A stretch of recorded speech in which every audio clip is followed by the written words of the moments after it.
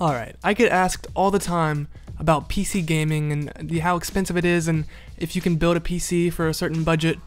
Well, today we're going to actually get right to it, and we're going to build a PC that can completely destroy a console for under $500.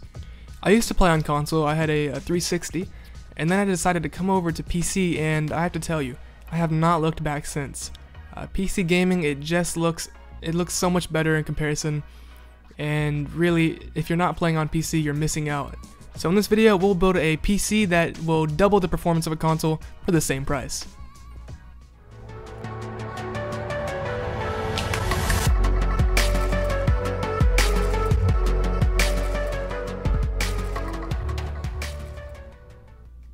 Alright, so for this build we have $500 to work with.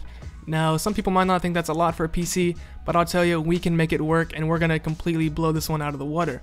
So to start off, we have to get a CPU, and our CPU we're going to use is an AMD Athlon X4 760K. Now this is a quad-core processor running at 3.8 GHz, and I gotta tell you, this is an insane CPU for the price.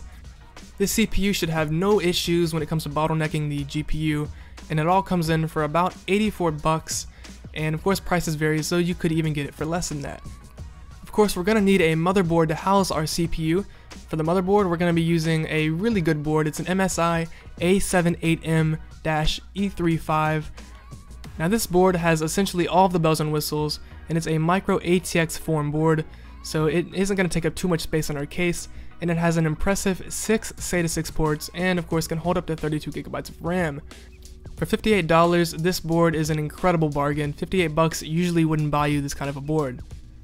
Now moving on to the GPU, this is obviously a very important part of our gaming build, so we're going to dedicate a high percentage of our budget to this GPU, and we're going to go with a Sapphire Dual-X R9 270 with 2 GB of VRAM, and this GPU has one of the best price to performance ratios out there, and it's going to run almost every game, actually essentially all the games, at max settings. For 160 bucks, this GPU is a great deal, and it's going to fit our machine perfectly. For the benchmarks, we have a few games here like the Crew beta, and unfortunately the beta is capped off at 30 frames a second, but once that gets removed you can expect frames exceeding 60, so no issue there. Here we have Metro Last Light, one of the best looking games and one of the most intensive games out there right now. This game is known for pushing very expensive computers, and surprisingly this GPU handles it like a boss. This GPU gets 45 frames a second on high settings, which is a very, very good number. Now for Crysis 3, another extremely high quality game, we're getting 47 frames a second on very high, which is also, once again, impressive. Now DayZ, this game is a little different. DayZ is a very CPU intensive game, so we're going to get 41 frames a second, which is no problem there, totally playable. Here we have some other really popular games I benchmarked, like Battlefield 4, COD, Bioshock, and all that, so some really good numbers that put up, no issue whatsoever in any of these games. This GPU really impressed me for the price. Honestly, it's a complete beast. This GPU, it's incredible, and I would recommend it for everyone. Now moving on to the RAM, we're going to go with some very nice gaming RAM, Corsair Vengeance.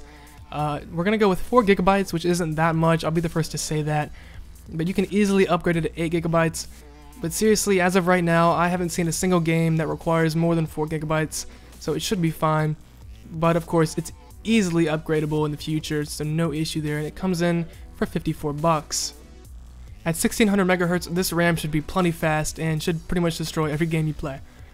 Alright, moving on, let's go ahead and take a look at our storage. We're going to go with an Hitachi HUA7, and I'm not going to say the rest of that name. I'm just saying, why in the world do these companies like Hitachi, why, just why? That's all I'm asking. But anyways, 1 TB is a plenty big enough drive, and at 7200 RPM, it's killer fast, and it comes in for 45 bucks, which is a very, very good deal. This should hold pretty much your entire game library, and of course you can upgrade it later on if you wanted to. For the PSU for this unit, we're going to go with a CX500. Of course, Corsair is a very, very good company, and this power supply is 80 plus bronze, so it's very efficient, and it also comes with a 3-year warranty, so that's always nice.